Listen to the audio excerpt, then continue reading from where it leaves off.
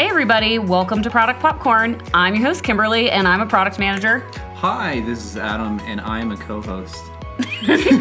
He's also front-end developer. That's true. Mess it up every week.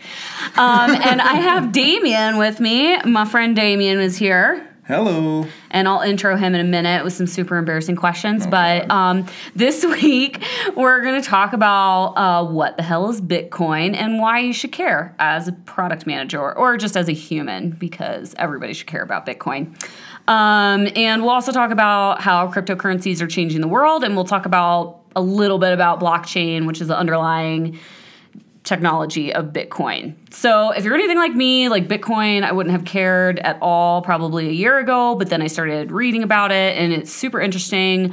If you're a product manager in any kind, and there's any kind of payment integrated into your product, you should care about this. So, because developers are going to start taking either Square or Bitcoin for payment.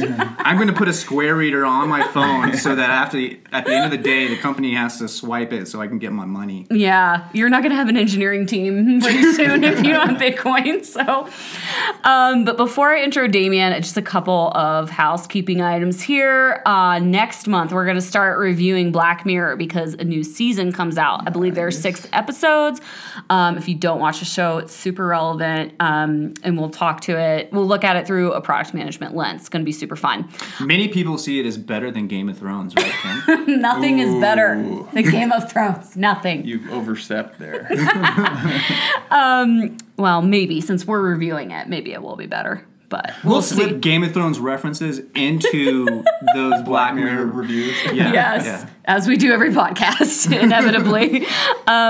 Also, if you haven't yet left us a review on iTunes, please do so or share the podcast with anybody else. We're trying to get some initial reviews on iTunes, but only do it if you're going to give us like 4 or 5 stars, man. Otherwise, just like go away. 5, actually. We only settle for 5 stars. I'd settle for 4. I was going to do the... Just please. Just anybody. I was going to do the first review, but I feel like that would have been misleading. I almost did it too, and then I was like, oh, that's a little weird. But anyway, and also, if anybody listened to the last 2 podcasts, which I split the artificial intelligence conversation with Alex into 2 podcasts, so it wasn't super long. I have a new machine learning for product managers resource list on the blog at productpopcorn.com. So check it out if you're looking to learn more about that and read further. All right, Damien. Yo.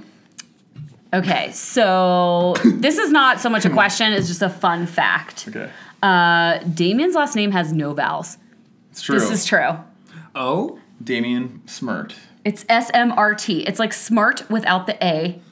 Super smart. So Super smart. Yeah. That's what I used to say. I am so smart. I'm sure that's the so smart. first time. And Adam, it is Czech, and guess what it means in Czech?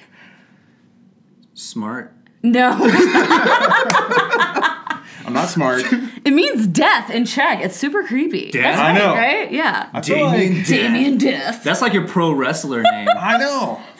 That's what I've said my whole life, actually. I should be Damien Death, a pro wrestler, but I'm a little too nice to be a It's true. Like, hey. Damien's I'm sorry. Really nice. Damien, you have 2 kids. I do. Which one's your favorite? They'll never listen to this. The younger one. Yeah, she's 5 months old. She might be listening right now. She can't talk yet, though, so she can't retaliate. The older one a battle, but How old is the older one? 2 years old, like 2.5. Yeah, she's definitely in the podcast. We'll have her on next year. She's leaving a review right now. You just have impacted our review. She's like, Dad said my brother, so I'm giving it 2 stars. 3.5. 3.5. Yeah. Your wife also has a twin. She does. Which twin's your favorite? That was a trick question. Obviously, my wife. She is the prettier one, the smarter one. Sorry. Of Lauren. course. No, we know this. Also, okay, so like those are the only 2 questions I had. It's kind of lame preparation on my part, but you work for a company called Flipbox now, though. So just tell us a little bit about that and what you do. I do. I work at Flipbox Digital. Work with a couple of my buddies there that started the company, and we've worked together before. And you're a back-end dev. I'm a back-end dev. Yeah. Back-end dev just sounds kind of weird. Like, I don't know. For people who don't know technology, like, oh, back-end dev, yeah, you really like the back-end, right? It's pretty sexy. But I think I've been getting more into, like, Amazon Web Services and kind of cloud infrastructure. So it's been kind of like my focus. I'm trying to shoot for that because there's lots of money. You do a lot. You do pretty fun and sexy. A lot of super sexy. You do a lot of DevOps stuff too, right? Yeah, totally. Okay. So that's very cool. All stuff I don't do. So it's fun. Great. Damien and I, we used to work together, and we text once in a while, but I never really like ask him about his children or anything about his personal self. I really just send him charts about what Bitcoin is doing today. And then we cry about how we could have been millionaires because we probably sold our Bitcoin too early. And this basically plagues us every day. I've added that to, you know, like when you swipe left on a Mac off your trackpad and you can see your stocks there. I've added Bitcoin to my stocks because it's so fascinating. Yeah. I'm like, where is it at this today? Yeah. You know? I don't know. Coaster. God, I'm getting back in though. Anyway, we'll talk about that in a little bit. So a lot of people listening might not have any idea what Bitcoin is. And it might sound super nerdy and like something that like some weird fringe libertarians do, and that is not relevant to you at all in your life. But I've been researching this, and I still don't know what Bitcoin is, so I'm glad we're talking about it. We're going to explain it to you. Okay. Okay, so I'm going to start out, and then Damien, I'm going to have you add and or correct me when I say something that isn't true. Yeah, I'm going to try to pass some things try. off. I'm going to probably try to pass things off as facts, so I'm glad that you're here. Somebody's got a fact check. Okay, so Bitcoin. So Bitcoin is defined as a cryptocurrency. There are lots of other cryptocurrencies, but this is the most well-known. So we're just going to, for the purposes of this podcast, we're only talking about Bitcoin. We'll talk about what cryptocurrency actually means. But in the past, this is the economics geek coming out of me, by the way. This is like marrying my like interest in economics and technology. It's like the best. That's super nerdy. It is really nerdy. So all currencies before Bitcoin are, controlled by a central government. So, you have the government printing money. They're controlling the supply, interest rates. Everything is centralized. And then, a bunch of these tech nerds were kind of throwing around an idea in the 90s of creating this type of cryptocurrency. But nothing really happened until the economic crisis or the financial crisis in 2008. And that's when Satoshi Nakamoto created Bitcoin and kind of released it to the world. So, do we want to talk about him now or later? Later. Okay. Because old Satoshi, I'm convinced she's a woman, but we'll talk about that later too. Shitoshi. Jesus was a woman. Satoshi. Oh, Shitoshi. God, I didn't even get that joke. That was so smooth. Terrible. God, I feel dumb. Anyway, so there's no central figure, no central bank. This is Bitcoin as a currency is regulated by a peer-to-peer network. So several computers have to validate each transaction. It's not like a central bank that's deciding everything. You have anything to add so far? Well, I guess, it's not several, it's everybody in the network. The network has to confirm, deny, approve every payment, every transaction. So it kind of depends on the network, which is really interesting. And I was looking, and it looked like the validation times fluctuate.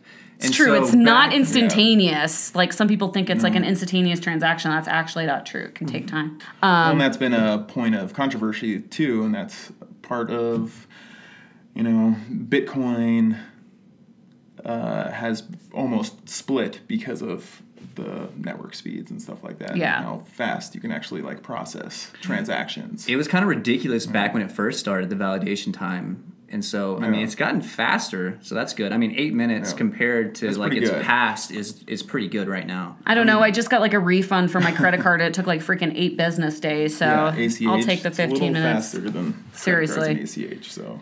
So the underlying technology of Bitcoin and most cryptocurrencies is the blockchain. You probably, if you work in technology, you probably heard a lot of hype about the blockchain recently. There's a ton of other applications. This just happens to be one application, but for all purposes of your product manager, what to understand about blockchain is that it's a distributed ledger, so that no transaction can be reversed and every transaction is recorded on the blockchain and anybody can access it. Good definition. Sounds good. clear? Yeah, Okay. that's pretty clear. I don't know all of the technical ins and outs, but from a product standpoint, that's what I know. So you might ask, going back to like kind of the peer-to-peer validation, like why are people incentivized to validate these transactions? Like why am I sitting at a computer and validating, these weird Bitcoin transactions? Not unlike gold, so Bitcoin is mined. So as these computers are confirming transactions, as they're validating these transactions through this peer-to-peer confirmation, they're subjected to a computing test, which forces them to look for new keys. So basically, Bitcoin, the currency Bitcoin, rewards people for maintaining the ledger. Damien, did I miss anything? Well, I think that's pretty good. I mean, Pretty I comfortable. think you nailed it.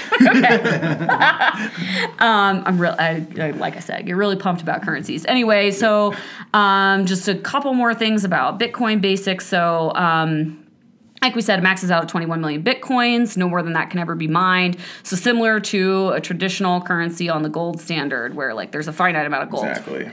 So it's finite. yeah.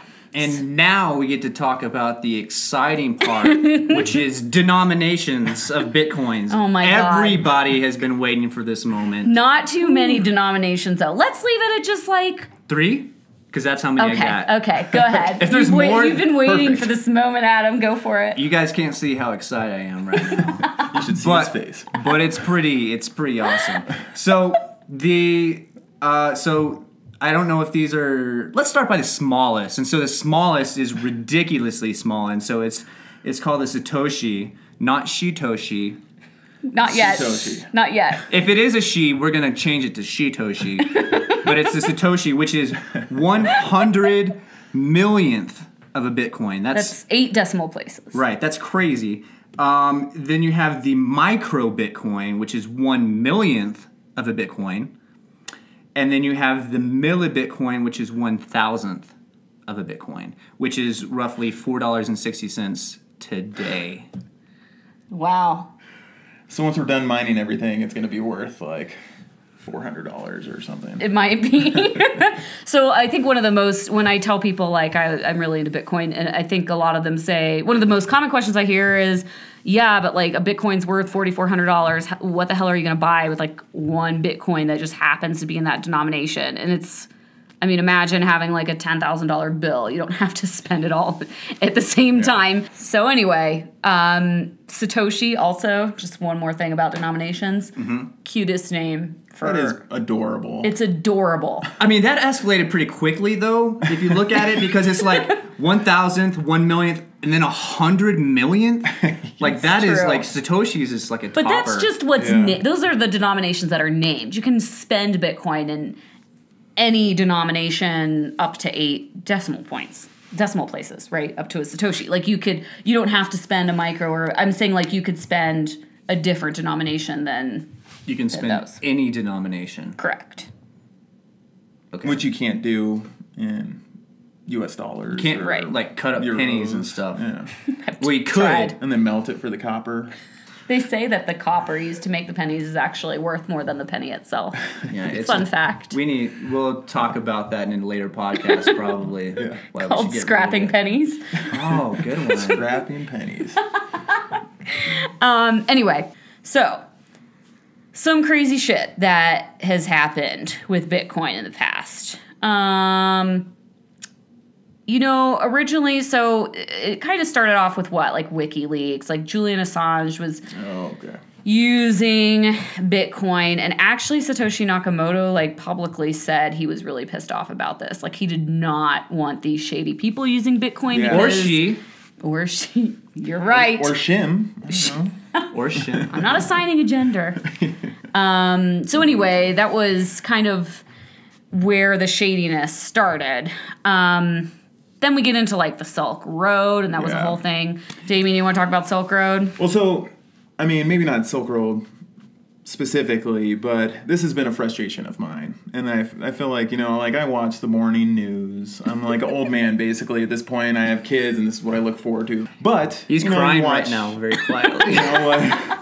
The national morning news, and they're talking about, how sketchy people are using Bitcoin. And I feel like Bitcoin and some stories around that, especially in the mainstream media, has been pushed. The stories have been pushed that are like more, damaging. Sensationalized and dramatic. Yeah, totally. Well, that's what the media gravitates towards. For sure. Yeah. It's talking about how people can buy drugs off the internet or like get their husband or wives killed by like going on the Silk Road. It's true. And, I did hear like a great analogy that was like, were people buying drugs off the Silk Road with Bitcoin? Yes. Do people go to an ATM machine and get cash out of the ATM machine and then go buy drugs on the street corner with said cash from said ATM machine? Also, yes. Yeah. I think there's a lot has happened to legitimize Bitcoin in recent years. Well, where does that come from, too? It's sensationalization. Within the news, and it's also like older people that don't really understand technology, and typical Congress oldies. People that are probably worried. Yeah. That's very true. And like I read that like Switzerland and Japan have like recently embraced Bitcoin, and I don't know if that means that their governments are like diversifying investments and actually buying Bitcoin. I suspect they are, but also I think there's some businesses that you can actually pay with Bitcoin now. It was Overstock. Okay. I think like Subway you can pay with Bitcoin. Yeah, but that's an expensive sandwich. Yeah. $4,500. $4,500. You have to use a whole Bitcoin. One entire coin. So yeah, I think it's becoming like more legitimized in recent years. Damien, it'd be interesting to actually know if you know how this works, because I've only ever purchased Bitcoin through Coinbase, which is like a online service that acts as like what they call a Bitcoin wallet. But have you actually ever purchased any coins like outside of a wallet service or software? No, or I haven't. Me neither. That's been a goal of mine, but then you have to keep track of your private key, obviously. Yeah. So if you lose that, then you lose your money. Do you have like a favorite wallet that you use? I have only used Coinbase, to be honest. Coinbase. So Coinbase is that's like the mainstream. That's the one where you go and you're like, okay, I feel okay about putting my money in this. Yeah. His wife is totally fine with him using Coinbase. She's not concerned. That is good. If you're looking to get into Bitcoin or other cryptocurrencies, Coinbase is definitely a good place to start. I also use Coinbase, but I haven't used any other wallets, so I couldn't compare. I use this guy named Daryl. He gives me these actual coins. He says they're real Bitcoins. It's got a B. I have a suspicion that they're those chocolate ones, though. So the benefit of using a wallet like Coinbase is that it stores your private key for you. So one last thing about Bitcoin basics, and then we'll go into applications, which is what product people are probably really interested in. But each Bitcoin has a public key and a private key. So the public key, I think that's what's recorded in the ledger, correct? Like for public viewing. Yes. And then the private key is like what you want to write down on a scrap of paper and bury in your backyard, because if somebody has your private key, they basically have your money. So that's how, like, when you hear about Bitcoin being both like secure, but also like people have had their Bitcoin stolen, it's because people didn't encrypt or protect their private keys. And so they kind of had their money stolen because of that. Protect your privates is the point that we're trying to make. If we've learned anything today, the point of this podcast is protect your privates. So we'll go into Bitcoin applications. Like, why should everybody care about this weird currency, like cryptocurrency? You said they were jazzed about it. I like jazz. Okay, yeah. I do have written in my notes, why are people so jazzed about Bitcoin? Damien, let's get your take on this first. Why are people so jazzed about Bitcoin? Well, I think a lot of people are really jazzed because it's worth a lot of money and right now. Yeah. And it's a crazy market that people can invest in. And you can make money really easily if you invest in it right. Coming from somebody that made a lot of money on Bitcoin. Yeah, totally. That's not why I'm excited about Bitcoin. I'm excited about Bitcoin because there's so many cool technologies involved with it. First of all, it's cryptography. So cool. So awesome. Private keys, public keys, signing, encryption. It's pretty fun stuff. And then peer-to-peer network and it being a distributed system. It's a distributed, decentralized network. So which is really fun to think about.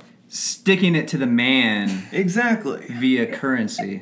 It really is. So, I think, I mean, and that's why a lot of like we're an apolitical podcast, but a lot of those libertarian crazies got really into it from the get-go. I'm kind of one of those, so it's cool. Does Rand Paul own like a lot of Bitcoin? Yeah, Rand Paul's super into Bitcoin. He's probably the only person in Congress that knows what Bitcoin is, but or how to use his phone, or email people. He's kind of like a young, hip congressman in the scope of my image of what congressmen are. People always talk shit about his hair, but I don't understand why. I think his hair's kind of great. I think it's fine. It also, I mean, I don't know. What do you think, Damien? Like, is Bitcoin more or less stable? Because there's a lot of debate about this. Like, more or less stable because there is no central authority.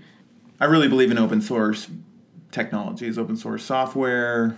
So I kind of feel like if you have the community behind the software, then it's always going to continue to get better. But there's obviously debate in this because if there are, the majority of the miners are powerful miners that have like server farms and they pool together to take advantage of the system, then does that mean that they run the show, or do we actually have a chance to like really democratize and jump currency in and mine ourselves with a smaller system? I see this as a really fascinating experiment, like social experiment, because you look at people like Warren Buffett, who is this financial guru, like a financial god, right? He's the second richest person on the planet, $70-something billion net worth, right? Yeah.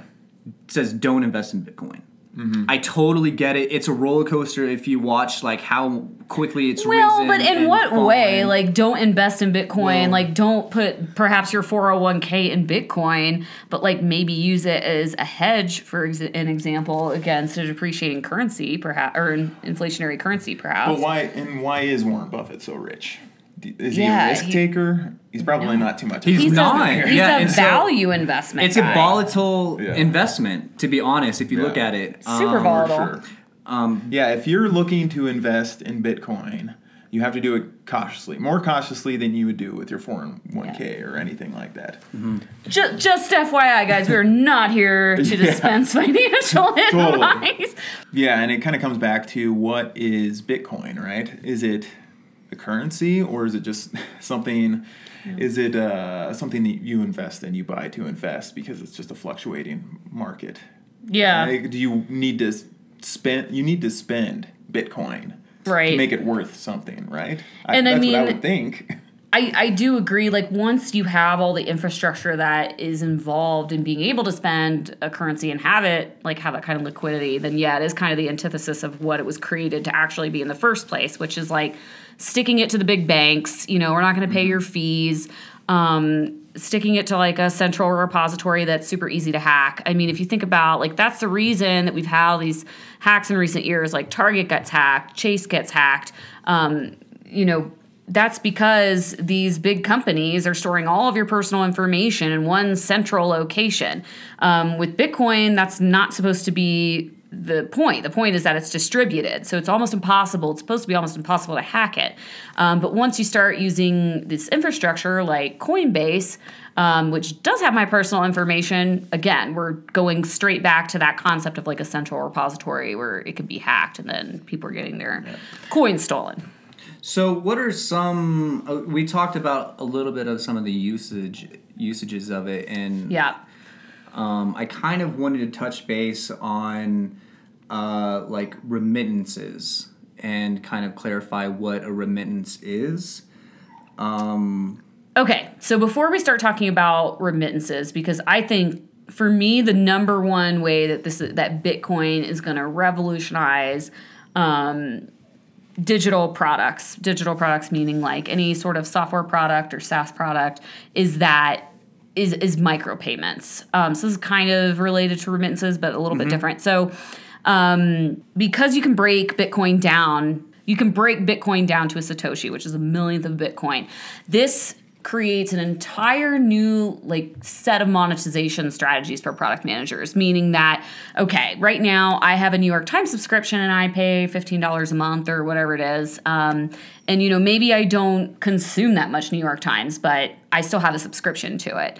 What if I were to pay just for what I consume, meaning 4 articles per month or whatever? There's not really a current way to be profitable with that kind of model because banking is so expensive. Just the credit card fees alone would eat away your entire profit. You would have no way to have that kind of a pricing strategy for that type of product.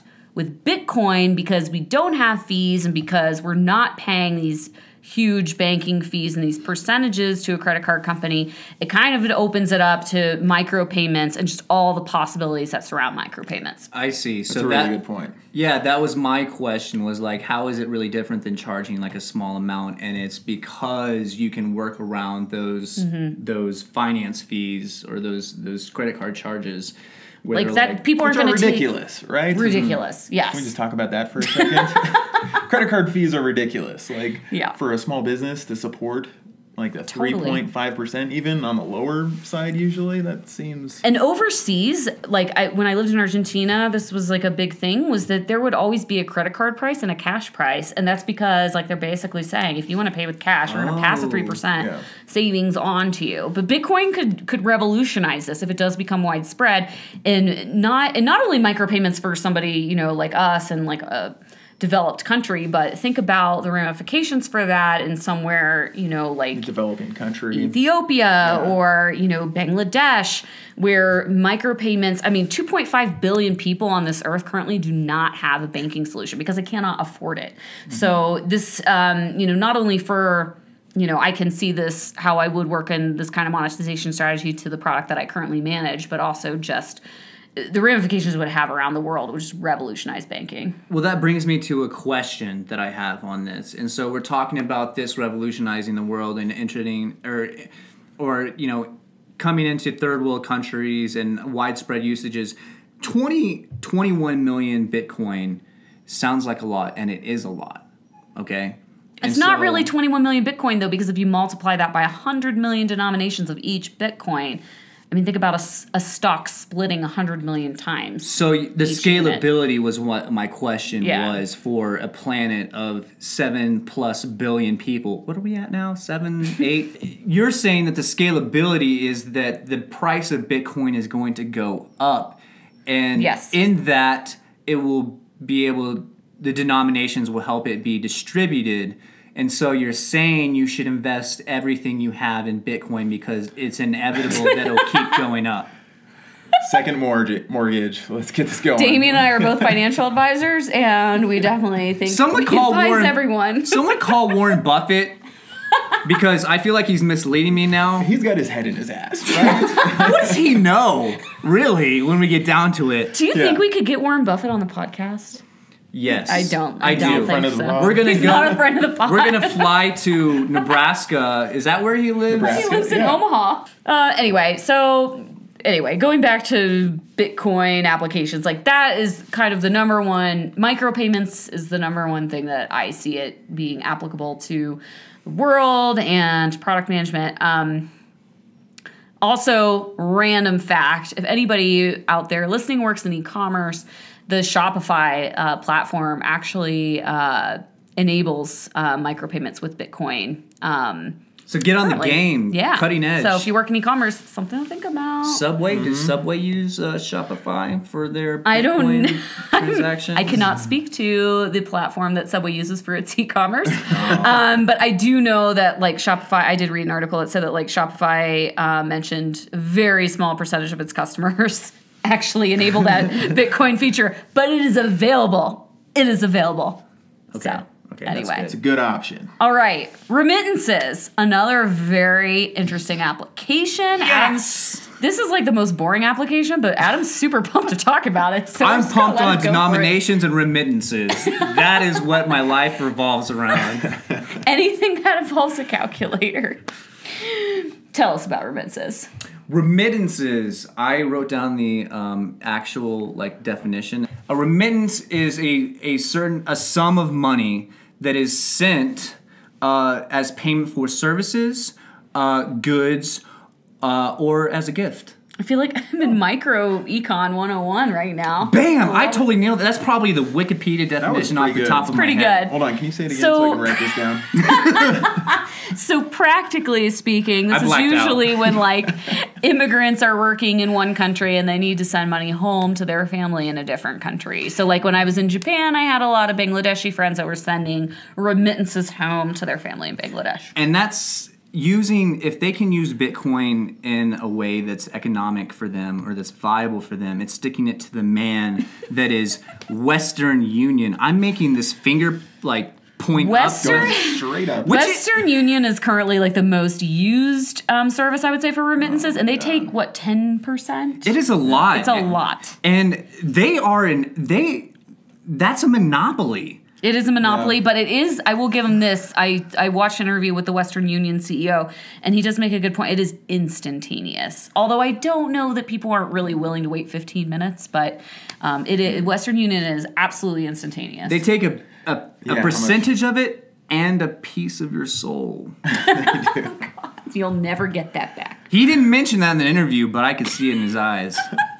And Warren Buffett's okay with it. Yeah. No. Damn it, Warren. So Bitcoin has the potential, we would say, to kind of transform this remittance industry and basically putting a lot more money in the pockets of marginalized groups of people, poor groups of people that power to the people. The problem is, let's say I live in a third world country. Or my family lives in a third world country. I'm working somewhere else in which I can make money. I'm sending money to my family via Bitcoin. How the heck do they take that Bitcoin and turn it into money in a third world country? So the idea is very nice, but I don't really see it as like right now a viable option for them. I see it as like really, it's a nice thing, but I don't see it as, It's not practical right now, that's for sure. Yeah. And again, like this is the worry is that like there needs more infrastructure around it, and once that happens, are we just going back to banking fees and kind of the old problems? I don't know. So yes, maybe. Another application, and I kind of mentioned this before, but this is what I use Bitcoin for, is an inflationary hedge for long-term investing. That's a good term. I don't know what it means. Yeah. Let's talk about it. You don't know what a hedge is? No, inflationary whatever. Oh, okay. So inflationary hedge, is that what you said? Yeah. So because it makes my back hurt thinking about that. My husband's an actuary. Am I going to be as excited about this as I am denominations and remittances? I think so. Inflationary hedges, that's my third. That's my trifecta. Let's go. Hopefully people are going to tune into this podcast again. Where we just talked about remittances and now inflationary hedges. We're going to make this exciting. So, okay, if you're like most Americans, assuming most of you are Americans that are listening, but if you're it's okay if you're not. It's okay if you're not. But you probably have most of your money invested in the currency of whatever country it is that you live in. Okay. So for me, American dollars. Now, America. Mm-hmm. But I don't know, I don't know how much I trust the Fed. I don't know how much money the government is printing. The U.S. dollar is controlled by a central bank. So, it's rumored actually that inflation is actually much higher than the government even reports, even though they do publicly report inflation every quarter. I believe that the U.S. dollar is suffering from inflation. So if I want to counteract against that, I have to invest in something else to hedge that is not, or I believe will not suffer from inflation. And that can be Bitcoin, can be like a solution for that. Or gold. Or gold. Gold is also a viable option. More difficult to bury than sticky notes with private keys. So your choice. Gold's also really heavy. It's also really fun though if you put it in like a sweet pirate chest with like coins. They're like, that's not real gold. You like dig up this chest and then you open up and it's like a sticky note with a private key Bitcoin. Yeah, it's not nearly as good for a Nicolas Cage movie either. Yeah. National Treasure, just all through this for a sticky note. They're just sticky notes with numbers. What do we do with these? Figure it out, Nick Cage. Figure it out. You don't like my Nicolas Cage jokes? God, I hate him.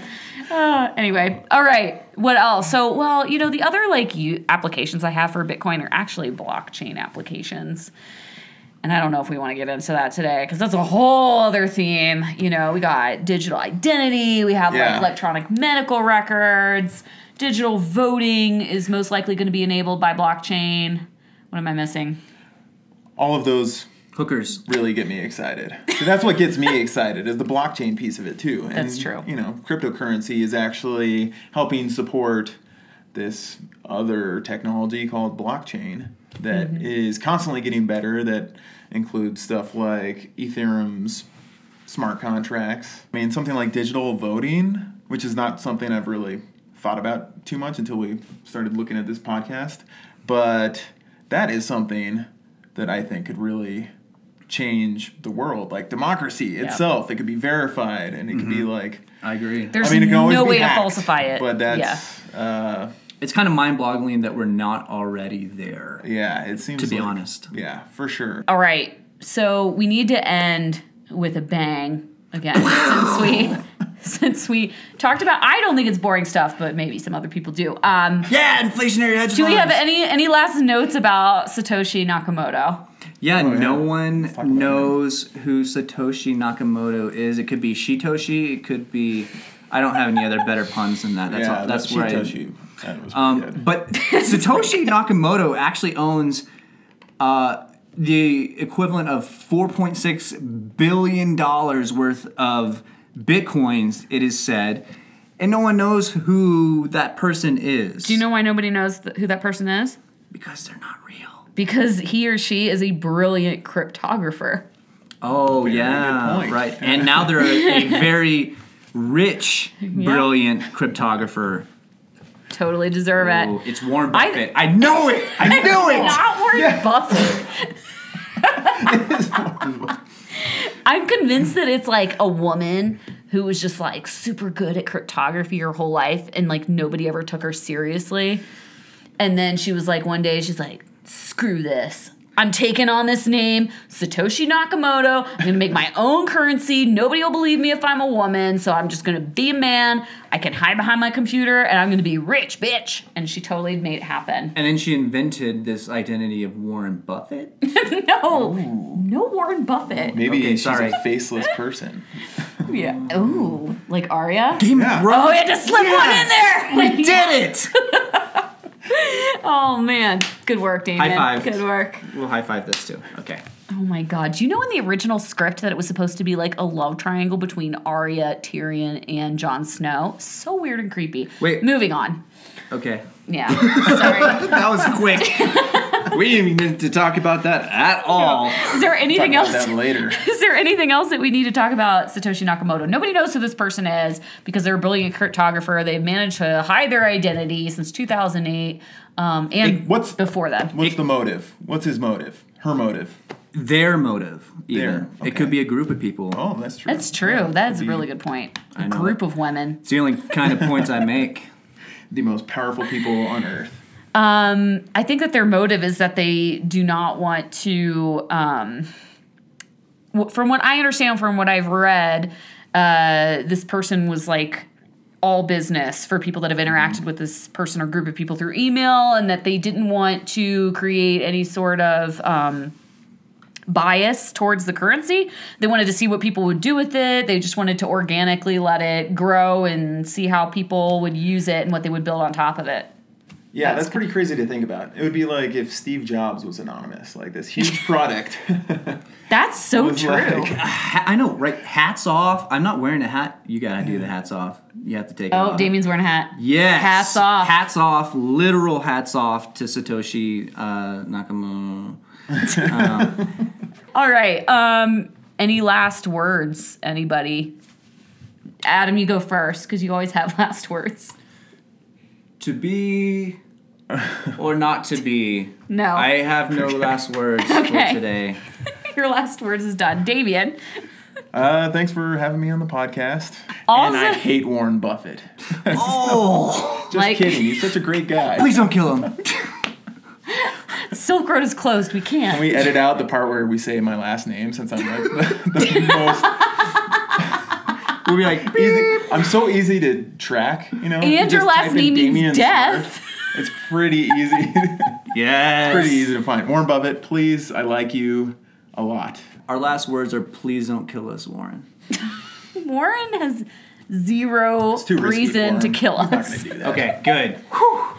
And we know he wouldn't want to get paid in Bitcoin, so there would be really no way for him to make it happen anyway. Yeah, you can't use the Silk Road anymore for He's that. the hitman.